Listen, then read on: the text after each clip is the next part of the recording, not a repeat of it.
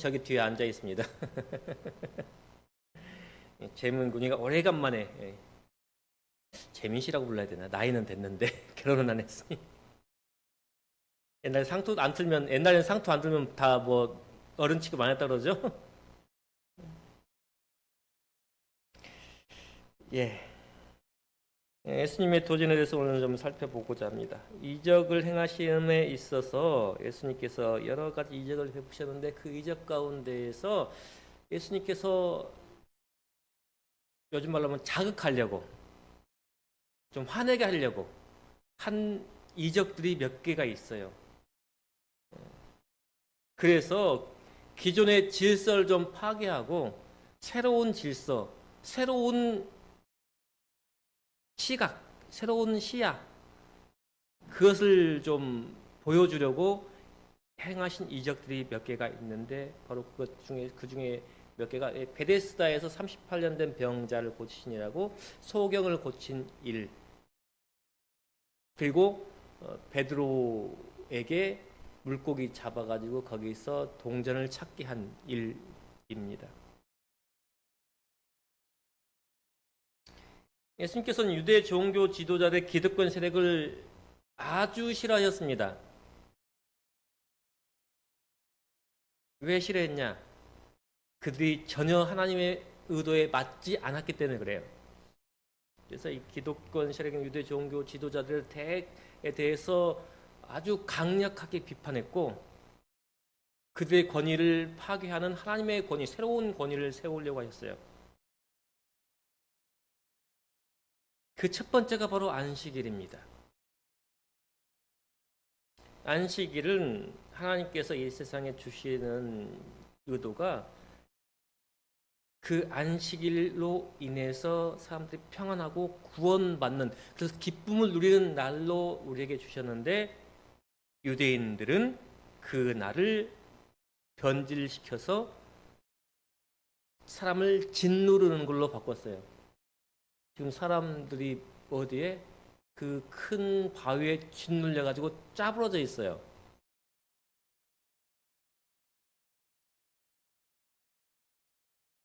차량세계 출애굽기 레위기 보면 이제 10계명이 있고 그 가운데 이제 안식일 계명이 있습니다. 신명기에도 안식일 계명이 있고 출애굽기 20장에도 안식일 계명이 있는데, 안식일을 기억하여 거룩히 지키라라고 하는 말씀. 그래서 너 안에 종이나 딸이나 아들이나 손님이라도 일하지 말라라고 한 말을 언제부터 이제 강하게 했냐면, 유대인들이 바벨론 포로로 갔다 온 이후로 왜 우리가 포로로 갔을까 생각해 봤더니 말씀을 안 지켰어요. 그럼 우리가 어떻게 말씀을 잘 지킬까 하는 연구를 해서 만든 책이 미시나라고 하는 저희 집에 있는 아주 두꺼운, 요만한 두꺼운 책입니다. 백과사전 두께예요. 전 또 책 모으는 것 좋아해가지고 중고 서점 가면 여가저것 막 사다 놓습니다. 읽진 않는데.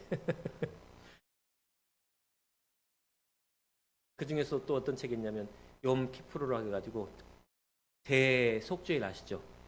대속죄일 날 읽는 기도문이 있어요. 그것도 요만큼 두꺼워요.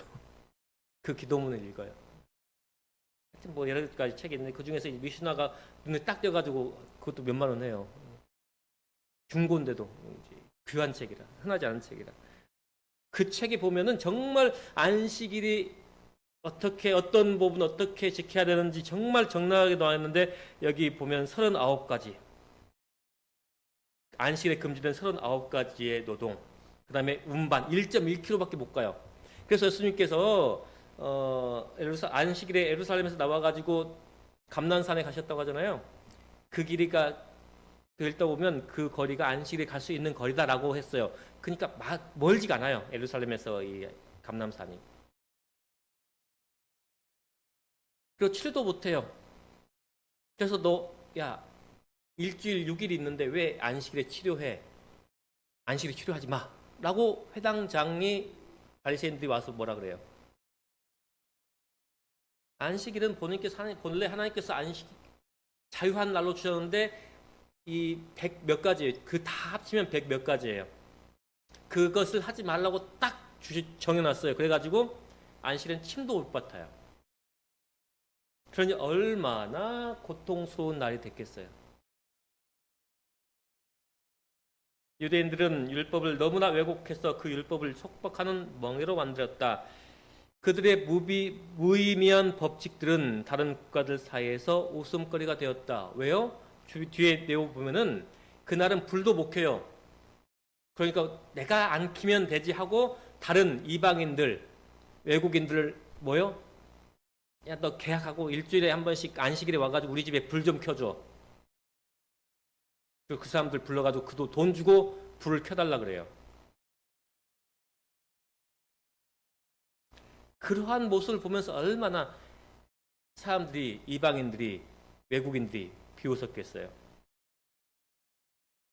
만일 그런 행위가 죄가 된다면 다른 사람들을 고용하여 그것들을 하게 하는 사람도 그들이 스스로 그 일을 하는 것이나 다름없이 죄가 된다는 것을 생각하지 않았다. 내가 켜나 외국인이 켜나 뭐요? 켜는 건 똑같은데. 그래서 제가 택배 시킬 때 될 수 있으면 안식일을 피하려고 합니다. 뭐예요? 아니 내가 안식일 지켰는데 근데 그 사람들도 돈을 벌어야 되니까 일을 해야 되는데 굳이 내가 안식일에 택배를 받을 일이 그 사람을 우리 집에 와서 그 일을 하게 할 일이 가능하면 없으면 좋겠다는 생각인 것입니다. 그게 하나님의 정신인 거예요. 하나님께서 그 나라를 자유롭게 하고 그 사람들을 행복하게 하는 것. 그 사람들이 돈을 벌면 행복하겠지만은 최대한 우리가 그 날만큼은 안식일만큼 나도 누구도 내 집에 있는 종도 내 집에 요하는 개이라도 누구라도 짐승이라도 그래서 예수님께서 말씀하시기를 요한복음 5장에 예루살렘에 있는 양문 곁에 히브리 말로 베데스라는 연못이 있는데 그곳에서 많은 병자들이 있대요. 근데 베데스다 그 연못에 가끔씩 천사가 내려와 가지고 물을 딱 퍼간대요. 그러면 그 움직이겠죠. 파동이 물길에 일겠죠. 그때 맨 처음 뛰어들어간 사람은 모든 병을 다 고친대요. 어떤 병이든 다 고침을 받는데요. 그런 전설이 있대요. 그러니까 수많은 사람들이 거기에 와가지고 뭐예요? 어디만 떨어져 쳐다봐요. 그 눈빛만으로도 그 연못에 있는 물을 다 마를 정도로 그곳을 막 보는 거예요. 언제 물이 움직일까 하고. 그곳에 38년 된 병자가 있는데 예수님께서 똑 집어가지고 그 사람에게만 질문합니다. 내가 낫고 다니냐? 네, 낫고 싶어요. 근데 그 물이 움직일 때 저를 데려다 줄 사람이 없어서 제가 고민입니다. 그래? 그럼 너 일어나서 내 누워있던 뭐예요? 침대. 요즘 말하면 그 뭐라 그래요? 군대에서 쓰는 간이 침대. 그거 하여튼 너가 누워있는 그 자리를 들고 가라. 근데 그날이 하필 뭐였어요? 안식일이었어요. 뭐 하면 돼야 안 돼요? 노동하면 안 돼요. 일하면 안 돼요. 근데 그 정도 크기 물건을 들면 노동이 되는 거야.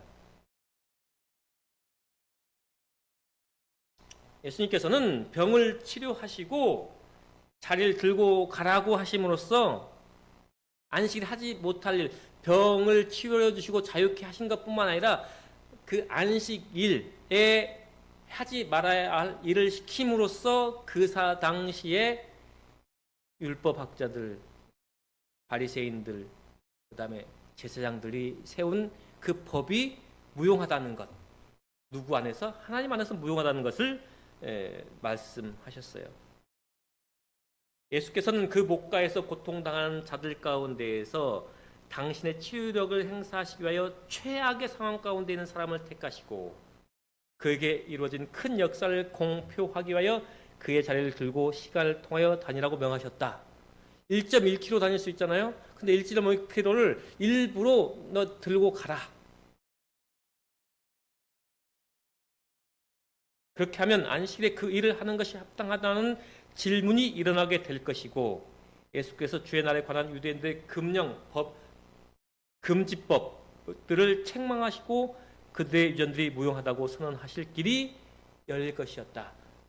예수님께서 일부러 뭐예요? 다툼을 만들기 위해서 그 사람에게 자리를 가져가라고 말씀하셨다고 하는 것입니다. 그러면 그 유대인 지도자들이 하는 것이 무엇이었느냐? 바로 이것입니다.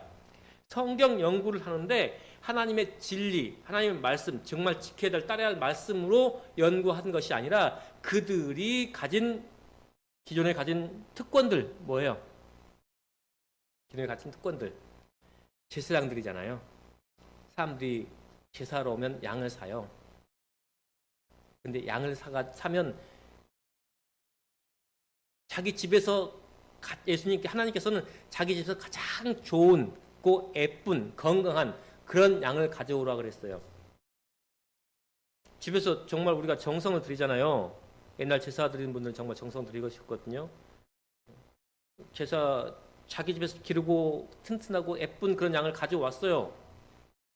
근데 딱 제사장한테 가서 검사를 맡아요. 흠이 없는지. 그럼 제사장이 뭐라 그래요? 야, 이거 아니야. 안 돼. 퇴짜를 맞아. 그러면 어떻게 해요? 다시 집에까지 가요? 다시 퇴짜 맞을지도 모르는데. 그러니까 그럼 어떻게 해요? 저쪽 가면 좋은 양 팔아. 그럼 이 양은 어떻게 해요? 나한테 팔아. 내가 사줄게. 얼마 쳐주실래요? 한 10만 원. 이거 2, 30만 원 하는 건데요. 어떻게 할래? 다시 가져갈래? 그러면 헐값에 팔아요. 그 헐값을 팔아가지고 다시 가면은 다시 그 양이 또 돌아와서 어떻게 해요? 시장에 나와 있어요. 그 시장 값은 뭐예요? 30만 원, 40만 원. 그러한 것을 예수님께서 뭐 하셨어요? 책망하셨어요. 근데 뭐예요? 야, 성경에 흠없는 양. 근데 그 검사는 누가 한다고? 제사장이 하라고. 성경에 그렇게 기록되지 않느냐. 성경 말씀 이런데 우리가 어떡하냐? 너의 사정을 봐주고 싶어도 뭐 한다? 성경 말씀이 이러니 못 봐준다. 이도의 지도자들은 메시아의 왕국에 관한 선지자들의 교훈을 연구했으나 그것은 진리를 알고자 하는 신실한 욕망을 가지고 한 것이 아니라 그들의 야망을 뒷받침해주는 증거를 찾을 목적으로 참 이게 목사들한테도 가장 큰 위험이에요. 목사들이 이렇게 연구를 하잖아요. 성경을. 자기 생각에 뭔가 번뜩 떠오르잖아요. 그럼 뭘 찾아요? 이 생각에 맞는 성경절 없나? 이 성경 우리 또 예언하신 내 생각에 맞는 예언하신 성경절 없나? 특히 언제 그러냐면 설교 준비할 때 많이 그래요. 설교 준비할 때. 그것은 진리를 찾고자 하는 신실한 욕망을 가지고 한 것이 아니라 그들의 야심을 뒷받쳐주는 증거 성경절, 증거 말씀을 찾을 목적으로 연구한 것이었다. 그리스도께서 그들의 기대에 어긋나는 모양으로 오셨을 때 그들은 예수를 받아들이려고 하지 않았다. 그들은 그 당시 예수님은 어떤 예수님을 받아들였어요? 로마의 압정에서 자기를 회복시켜줄 혁명가, 군대 장관, 그의 신성의 증거로 마땅히 받아들여야 할 그 말씀까지도 그를 대적한 말씀으로 해석되었다. 이와 같이 그들은 하나님의 진리를 거짓으로 전환시켜서 구주께서 자비로우신 행위로 그들에게 더 직접적으로 말씀하실수록 그들은 더욱 빛을 저항하기로 결심하였다. 그들의 은혜의 말씀으로서 그 말씀을 듣자 뭐예요? 눈물이 찔끔 났는데 그 말씀을 어떻게 해요? 거절해요. 그 말씀 따라서는 우리가 뭐 할 수 없다? 살 수가 없다. 참 우리 오늘 조연아 집사님께서 그 말씀 얼마나 감동이었으면. 저는 가끔씩 이 성경을 낭독해요. 시편, 특히나 시편이 정말 감동적입니다. 근데 그 시편을 한 2달, 3달 읽고 어느 장소에서 기도를 했더니 어느 분이 저한테 왔어요. 그렇게 기도를 은혜롭게 감동적으로 하냐고. 정말 기도에 감동받았다고. 네, 시편이 정말 그렇게 우리의 말씀을 따릅니다. 근데 그 시편을 읽을 때 이렇게 우리 집사님처럼 뭐예요?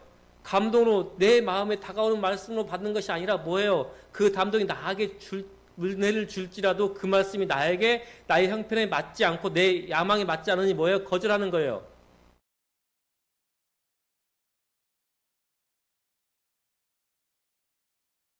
태어나면서부터 소경된 사람을 예수님께서 고치십니다.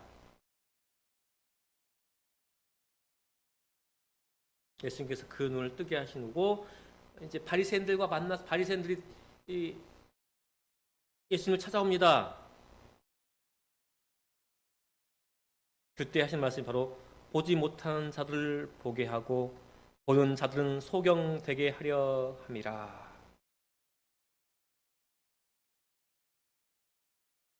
영적 교만에 빠져 있는 바리새인들에게 하신 말씀이에요. 소경에게 육체적 영적 희력을 모두 주신 하나님의 능력의 현현은 바리새인들을 더욱 깊은 흑암에 남겨두었다. 예수의 청중 가운데 어떤 사람들은 그리스도의 말씀이 자신들에게 적용됨을 느끼고 우리도 소경인가? 라고 물었다. 너희가 소경되었다면 죄가 없었으리라고 예수께서는 말씀하셨다. 바리새인들은 그들의 부족을 고백하려고 하지 않았으며 그리스도께 나오길 거절하였다. 그런 까닭에 그들은 그들 자신들의 죄에 타신 우매함에 빠졌다. 예수께서는 너희 죄가 그저 있느니라고 말씀하셨다.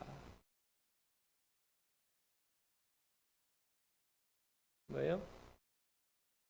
죄의 본질은 보지 못한 것이 아니라 보지 못하면서도 뭐 한다고요? 본다고 주장하는 그 교만이라고 하는 것입니다. 보지 못하는데도 보고 있다. 내가 아는데 모르는데도 안다.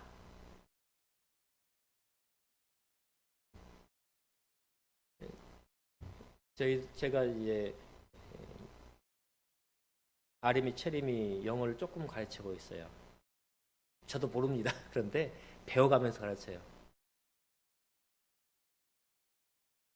맨 처음엔 질문이 없어요. 아무것도 모르니까. 한 3주 되니까 체림이가 이게 뭐예요? 물어봐요. 그 뜻이 뭔지 이제 자꾸 들으니까 궁금한데 뭐예요? 기억이 안 나는 거야. 말을 해줘도. 개념이 잘 안 잡히니까 물어봐요. 아림이도 이제 체림이한테 뭐 좀 옆에서 도와주면서 모르는 게 있으면 좀 물어봐요. 손 들고. 왜요? 조금 알기 시작하면 그때부터 궁금증이 생기는 거예요. 아예 모르면 궁금하지도 않아요. 그래서 소크라테스라고 하는 철학자는 자꾸 물어봤어요. 사람들한테. 아는 것 같이 대답을 해요. 자꾸 물어보면 뭐예요? 끝에는 모르는 게 나오잖아요. 그래서 소크라테스가 너 자신을 알라고 할 때 너가 자꾸 안다고 하는데 뭐 결국 물어보다 대답하다 보면 뭐 한다? 모르는 것이 나오지 않냐. 그러니까 너는 네가 아는 것과 모르는 것의 경계를 해서 모르는 너 자신을 알라고 하는 거예요. 모르는 자신. 자꾸 이 소크라테스의 교육법은 바로 질문법입니다. 자꾸 물어봐요. 예수님께서 자꾸 바리새인들에게 물어봐요. 이게 무슨 뜻이냐? 이게 뭐 너희가 안다고 하는 것이 과연 정말 제대로 아는 것이냐? 그런데 바리새인들은 뭐예요? 아, 내가 알고 있지 않습니까?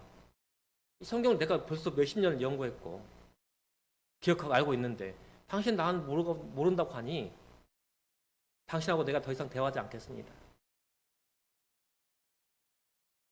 바로 그들의 무엇이에요? 교만. 모르는데도 알고 있다. 보지 못하는데도 보고 있다 하는 그 교만을 예수님께서 질책하시는 것입니다. 바리새인들이 가장 격분한 이유 중에 하나가 바로 이것입니다. 내 아버지께서 이제까지 일하시니 나도 일한다. 안식일에 왜 병자를 고쳤습니까? 내 아버지께서 일하시니 나도 일한다. 그 말씀인 것이에요. 지금 직접 하나님을 누구라고 하셔요? 아버지라고 하셔요. 그리고 그 권위, 아버지의 하나님의 권위도 누가 가지고 있다? 나도 가지고 있다.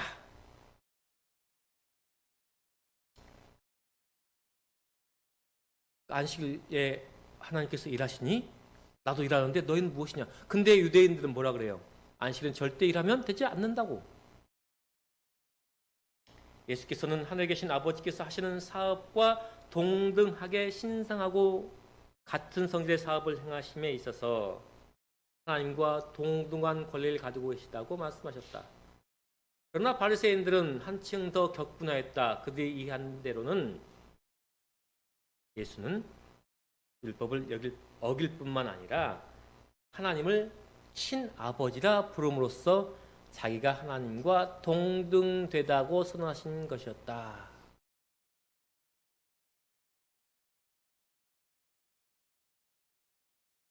그래서 예수님을 시험하는데 어떻게 시험해요? 성전세 내는 걸로 시험합니다. 성전세는 누가 내는 거냐면은 일반 백성이 내요. 제사장들과 랍비들과 선지자들은 누구에게? 하나님께 헌신한 사람이므로 성전에서 봉사한 사람들로 여겨졌어요. 그래서 성전에서 일하는 사람들은 성전세를 안 내요. 성전과 관련 없는 사람들만 성전세를 냅니다. 그래서 베드로에게 야, 너 선생님 성전세 안 내냐? 베드로는 어때요? 성질이 급하니까. 아이, 왜 안 내? 내시지. 만약에 조금 더 생각했다면 우리 예수님께서 랍비니까 선생님이니까 누구와 관련된 거예요? 성전과 관련됐고, 또 예수님께서 하나님을 직접 아버지라고 했으니까 아버지에게 세금 내는 사람이 어디 있어요? 그렇죠? 그러니까 아버지께 성전 낼 일이 없는데 아버지 집에 살면서 월세 내는 사람이 있어요? 생활비는 좀 되죠. 그렇게 하나님과 직접 관련된 예수님께서 성전세를 낼 일이 없는데 베드로는 뭐예요? 낼게. 그래서 예수님께서 베드로에게 묻습니다. 야, 왕이 자기 아들에게 세금 받냐?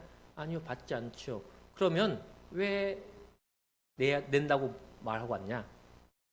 하지만 내가 이렇게 이런저런 일로 서로 다툼 일어나지 않게 하기 위해서 우리 지갑에 있는 돈 말고 어디서? 저 바닷가에 가서 물고기를 하나 잡으면 그 입에 뭐가 있을 것이다? 네, 동전이 있을 것이다. 그 돈 가지고 한 세겔 있을 것이다. 너 반세겔, 내 반세겔, 2명분 내고 와라.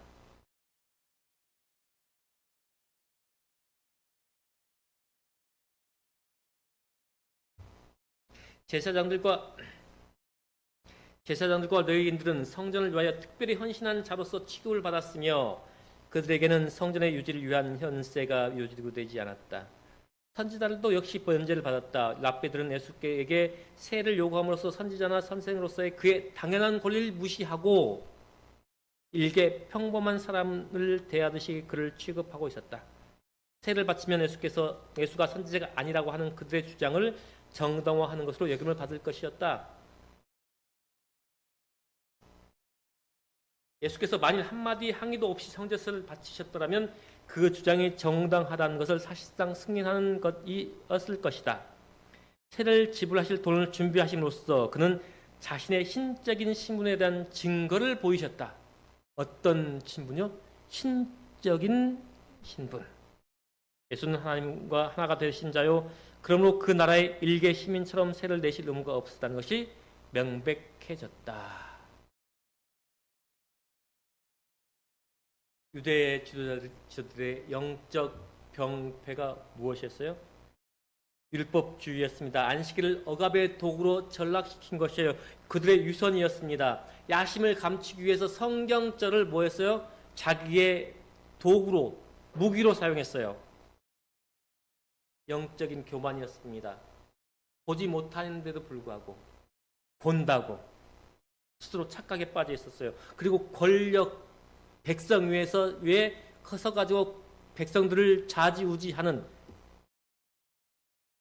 그래서 진리 대신 거짓 교사를 환영하는 그들의 세속주의였습니다. 그리스도의 품성을 가장하나 그들 자신의 의지에 충동을 받고 그들 자신의 영광을 구하는 다른 사람들이 나타난다면 그들은 영접했을 것이다. 왜 그런가? 그까당은 자신의 영광을 구하는 자는 다른 사람들의 마음속에 있는 자고하길 원하는 욕망, 내 속에 있는 욕망과 그 사람 속에 있는 욕망이 같이 뭐예요? 울리기 때문에 뭐예요? 같이 할 수 있어요. 그래서 우리 가운데에서도 역사한 영이 같아야 될까요? 달라야 될까요? 같아야 돼요. 내 속에 있는 영이 그 누군가의 속에 있는 영과 뭐 해야 돼요? 공명해야 돼요. 같은 소리를 내야 돼요. 그래서 우리가 상대를 존중해야 되는 가장 첫 번째 이유는 내 속에 역사하는 영이 혹시나 그 사람의 속에서 같이 역사하신다고 하면은